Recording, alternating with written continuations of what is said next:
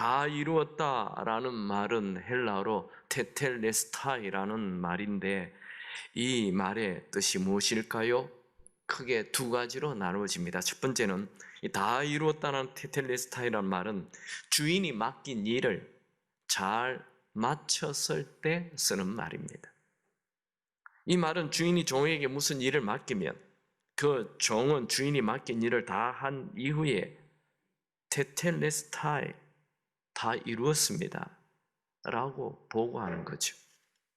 예수님은 이 다 이루었다라는 이 말을 이미 지금 우리가 예수님이 요한복음 19장 죽으실 때 이 다 이루었다라는 말이 나오는데 제자들과 함께 최후의 만찬을 할 때 요한복음 17장에도 이 말씀을 하셨어요.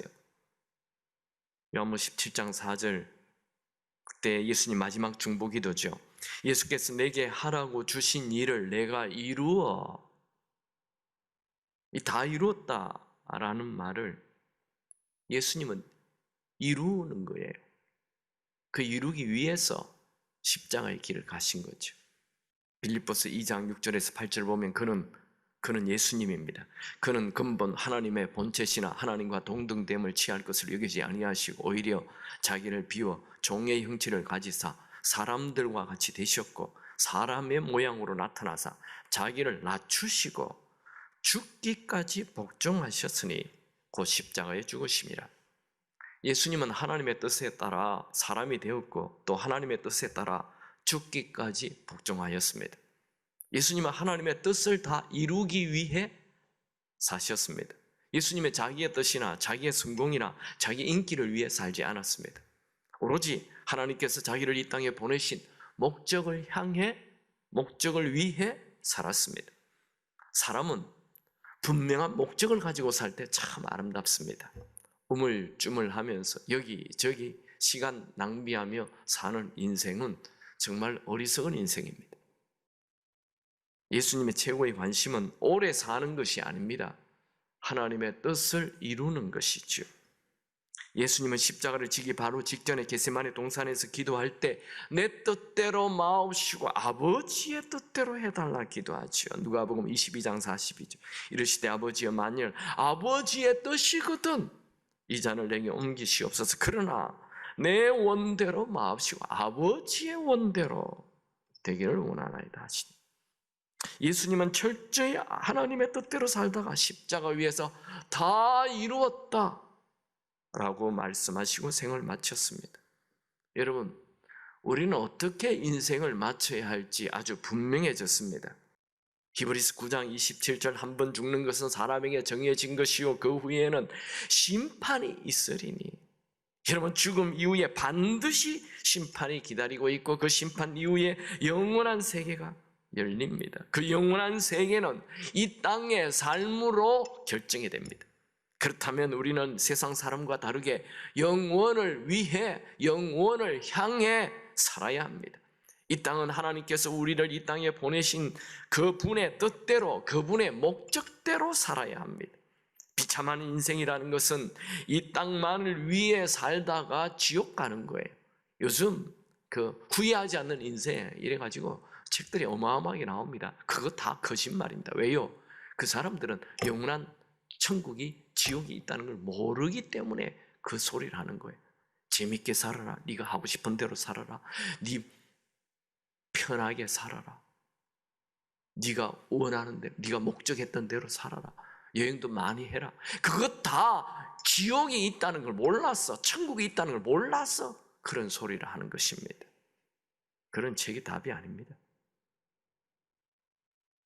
우리는 예수님처럼 아버지의 뜻을 이루는 삶을 살아야 합니다. 예수님의 제자 중에 가장 오래 살았던 90살이 넘도록 살았던 사도 요한은 요한 1서에 이렇게 말하죠. 이 세상이나 세상에 있는 것들을 사랑하지 말라.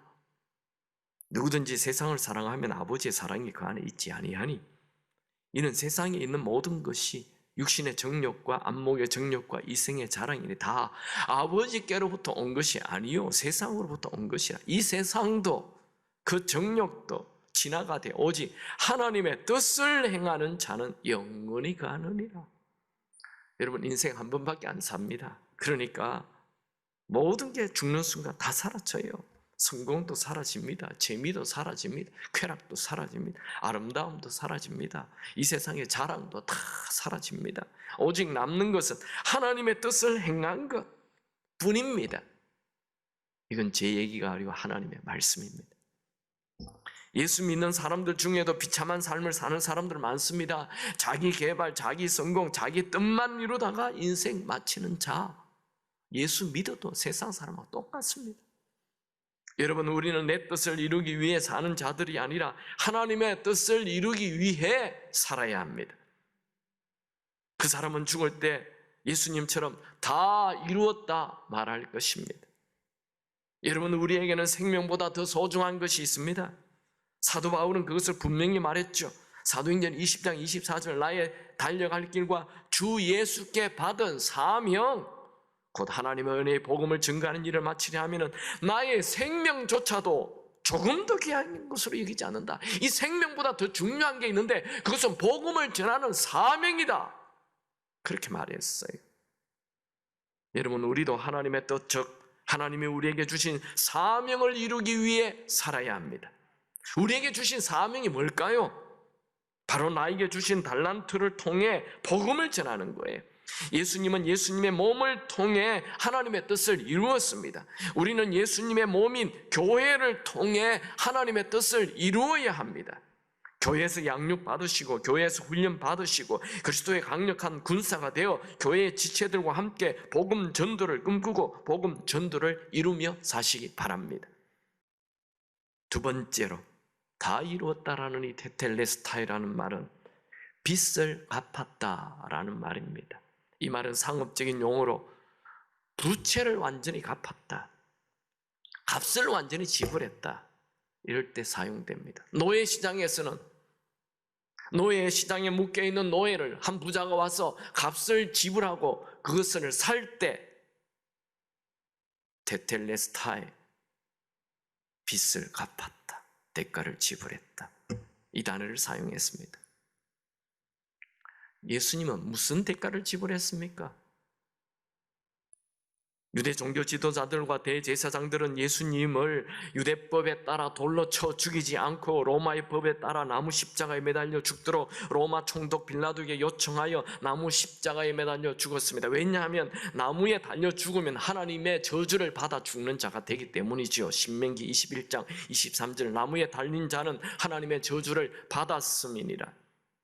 유대 종교 지도자들이 예수를 나무에 달려 죽게 하여 하나님의 저주를 받는 자가 되게 만들었습니다. 그래서 순식간에 예수를 향한 신두름이나 인기나 존경이 다 사라지게 하는 거죠.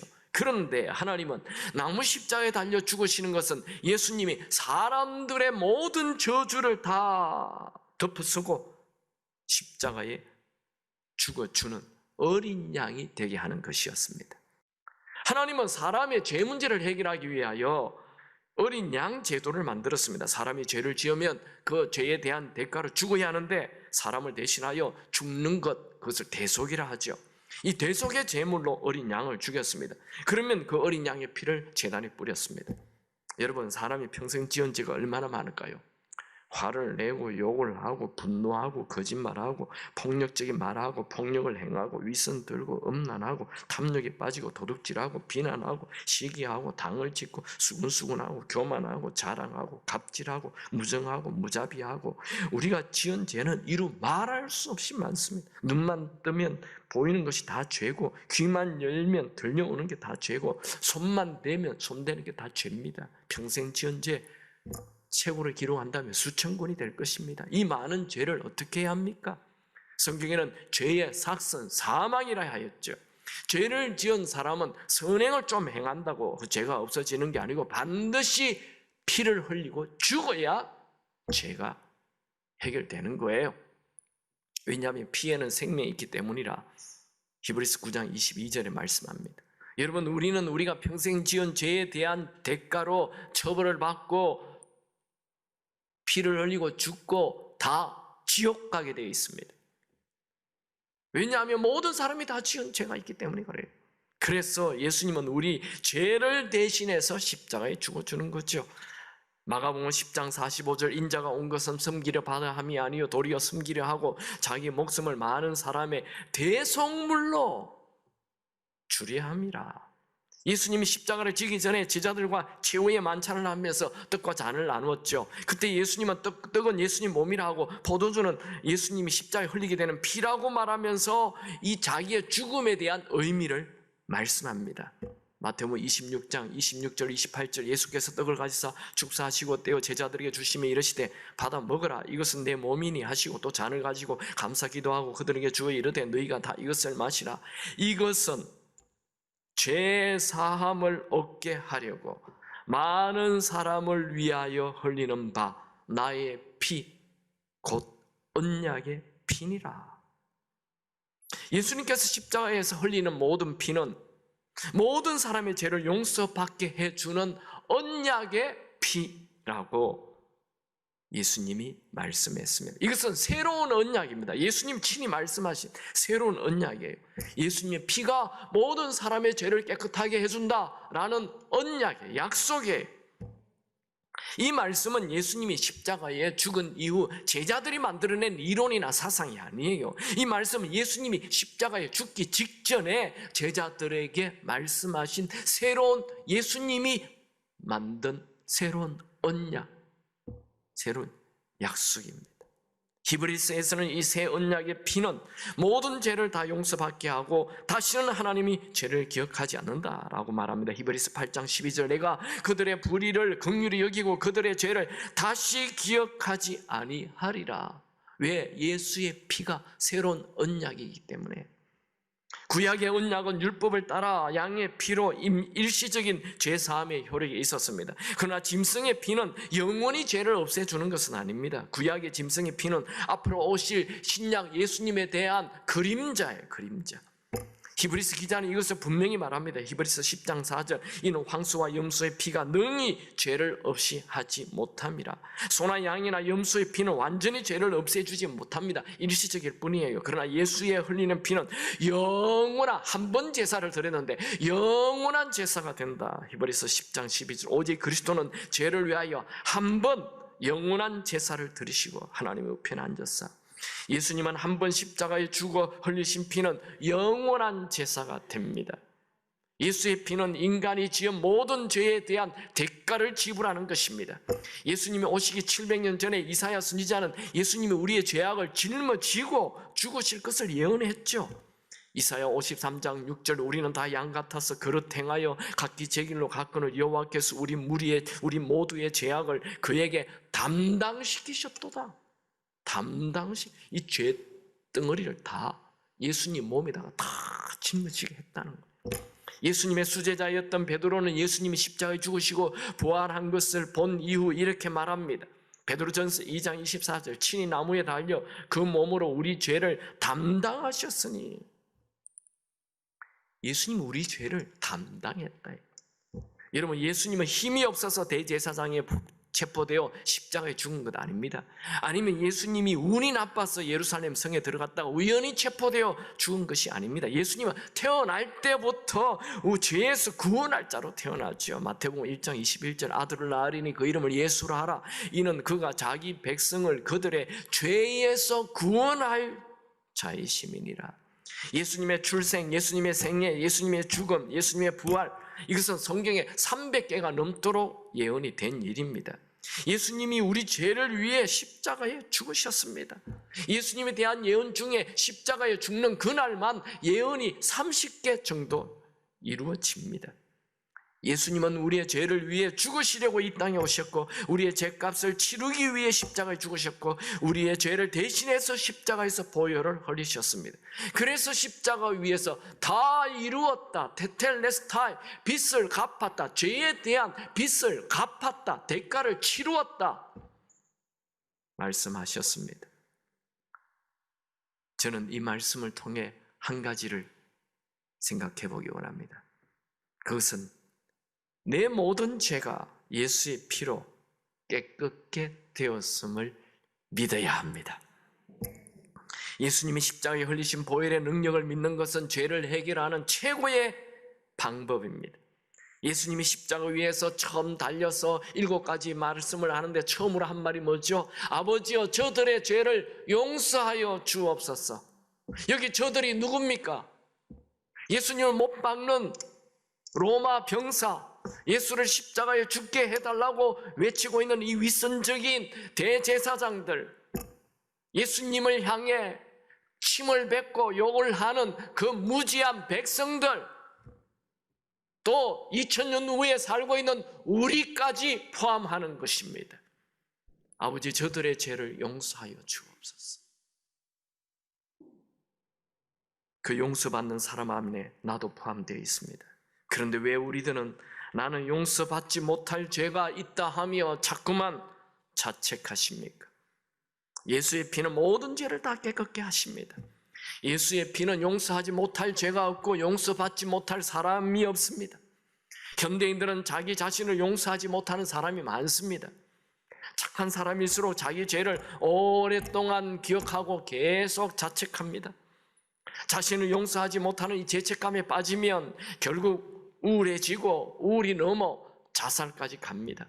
혹시 여러분 중에 죄책감에 빠진 분이 있습니까?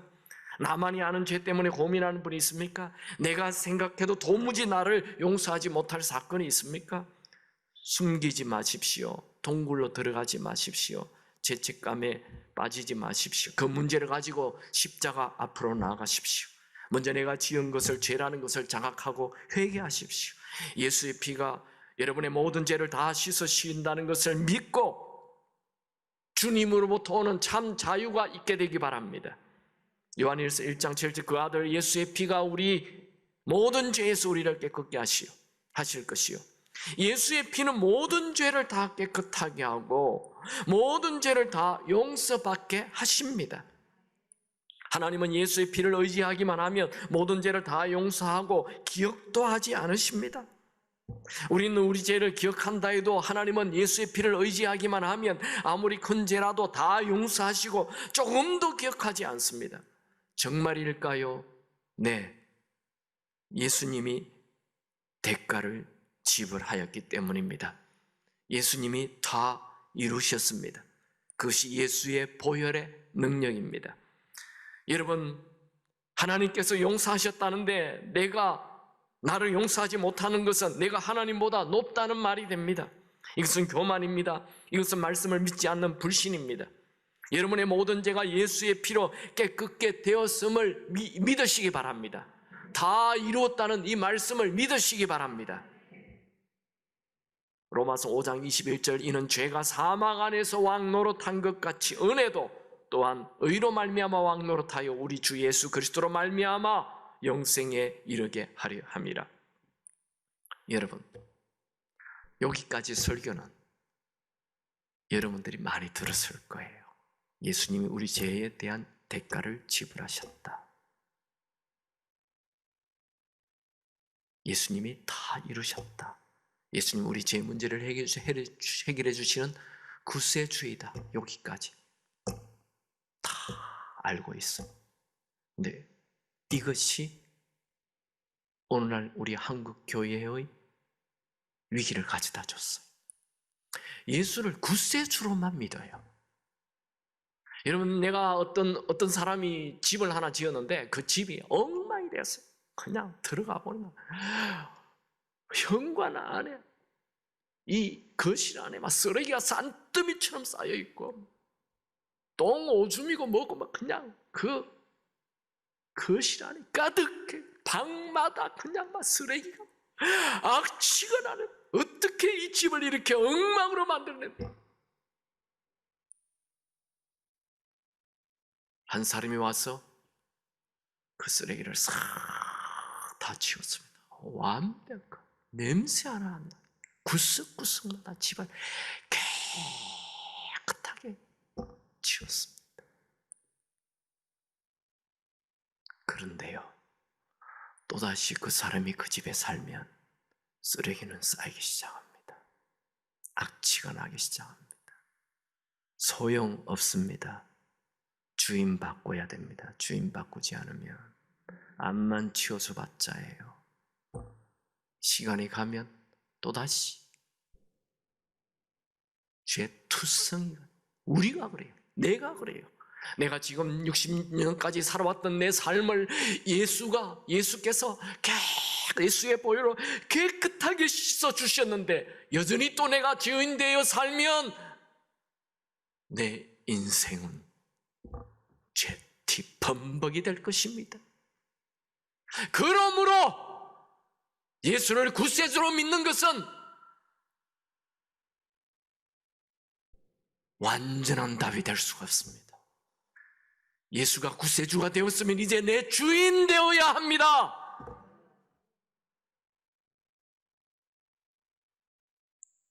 제가 여러분 이 테텔레스타에 이거는 대가를 지불했다고 했죠. 죄에 대한 대가를 지불함. 노예가 있어요. 노예 시장에 노예를 어떤 부자가 와가지고 노예를 값을 치르고 샀어요. 이 사람이 노예가 이제 자유케 됐잖아요. 그러면 이제 누구 마음대로 살아야 돼요. 누구 뜻대로 살아야 돼요.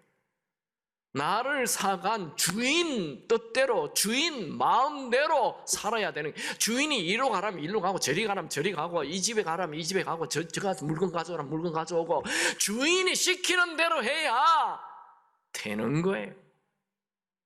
말씀 봅시다. 로마서 14장 8절 다 같이 읽습니다. 우리가 살아도 주를 위하여 살고 죽어도 주를 위하여 죽나니 그러나 사나 죽으나 우리가 주의 것이로다. 이를 위하여 그리스도께서 죽었다가 다시 살아나시니 곧 죽은 자와 산 자의 주가 되려 하시니라. 예수님이 왜 십자가에 죽어주셨다고요? 우리의 주인 되기 위하여. 예수를 구세주로만 믿는 것, 그 다음 지옥입니다. 죄는 없어졌는데 또 지옥이에요. 결국 지옥 가는 거예요. 예수가 내 죄를 깨끗하게 해주셨으면 이제 주님 뜻대로 주여 나는 주의 것이니 내 죽어야 할 죄로 마땅히 죽어야 할 나인데 내 죄가를 대신하여 십자가에서 다 이루고 죽어주셨으니 이제는 나는 주의 것입니다. 주님 마음대로 하세요. 뭐 먹이든지 살리든지 죽이든지 살리든지 예수님 마음대로 하세요. 주님 이제 마음대로 하세요. 그 사람이 성자이며 그 사람이 예수 믿는 사람, 그 사람이 천국 가는 사람입니다. 우리 교인들 다 그렇게 되길 축원합니다. 주님이 원하는 대로 하옵소서. 나는 내 것 아닙니다. 사나 죽으나 이제 주의 것입니다. 다 이뤘다 말씀하시는, 나를 깨끗하게 해주셨는데 또다시 내가 주인되어 또 망치해야 되겠습니까?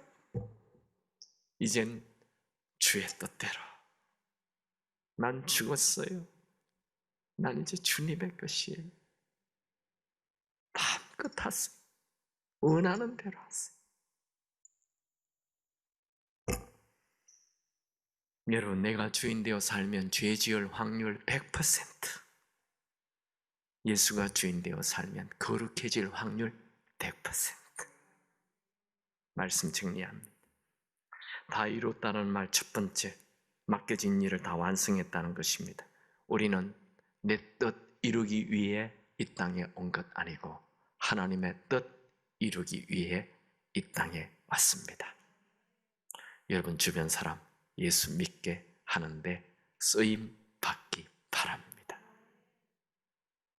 제가 아는 많은 분들, 나이 60 이후에, 은퇴한 이후에 오로지 복음만을 위해 사는 분들이 꽤 있습니다. 두 번째, 다 이뤘다는 말은 빚을 갚았다라는 말로 죄에 대한 대가를 예수님이 십자가에서 다 지불했다는 것입니다. 이제 날마다 죄에 짓눌려 살지 말고 예수의 피로 죄로부터 자유케 되는 삶을 사시기 바랍니다. 죄로부터 자유케 되었으니 또다시 죄 짓는 자 되지 마시고 예수가 주인 되어 하루하루 사는 삶이 죄의 캐리어를 쌓아가는 것이 아니고 하루하루 사는 삶이 거룩의 캐리어를 쌓아가는 그런 위대한 인생이 되기를 축원합니다.